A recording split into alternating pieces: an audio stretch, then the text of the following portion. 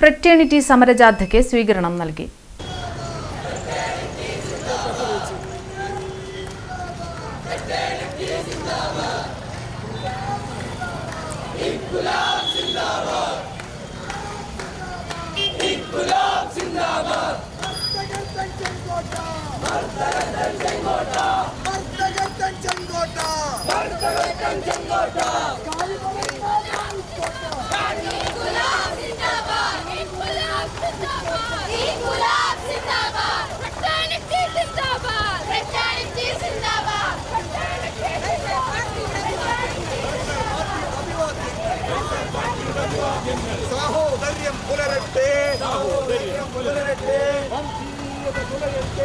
ക്യാമ്പസുകളിൽ ജാതീയ വംശീയ വിവേചനങ്ങൾ അവസാനിപ്പിക്കുക, കേരളത്തിൽ രോഹിത് ആക്ട് നടപ്പിലാക്കുക എന്ന മുദ്രാവാക്യവുമായി ഫ്രറ്റേണിറ്റി മൂവ്മെന്റ് സംസ്ഥാന പ്രസിഡന്റ് നഈം ഗഫൂർ നയിക്കുന്ന സമരജാഥയ്ക്ക് തൃശൂർ ജില്ലാ കമ്മിറ്റിയുടെ നേതൃത്വത്തിൽ കൊടുങ്ങല്ലൂരിൽ സ്വീകരണം നൽകി.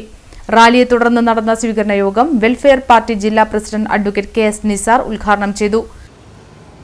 കോൺഗ്രസ് തന്നെ ഭരിച്ചുകൊണ്ടിരിക്കുന്ന കർണാടകയിൽ അതിന്റെ ശ്രമങ്ങൾ മുന്നോട്ട് കൊണ്ടുപോയിട്ടുണ്ട്. തെലങ്കാനയിൽ അതിന്റെ ശ്രമങ്ങൾ ആരംഭിച്ചിട്ടുണ്ട്. അതേ പാത പിന്തുടർന്ന് പുതുതായി അധികാരത്തിലേറിയിട്ടുള്ള UDF സർക്കാർ ഈ ആവശ്യം ഇപ്പോഴല്ലെങ്കിൽ 5 വർഷത്തിനുള്ളിൽ കേരളത്തിൽ നടപ്പിലാക്കും എന്നുള്ളതാണ് നമ്മുടെ പ്രതീക്ഷ. അപ്പോൾ ഈ സമരജാഥ യഥാർത്ഥത്തിൽ ഒരു ഉണർത്തുജാഥയാണ്. ഞാൻ മനസ്സിലാക്കുന്നു അതിന് സർക്കാർ മുതിരാതിരുന്നാൽ ഈ ഉണർത്തുജാഥ യഥാർത്ഥ സമരജാഥയായി തീരും എന്നുള്ളതാണ് നമുക്ക് മനസ്സിലാക്കുവാൻ കഴിയുന്നത്.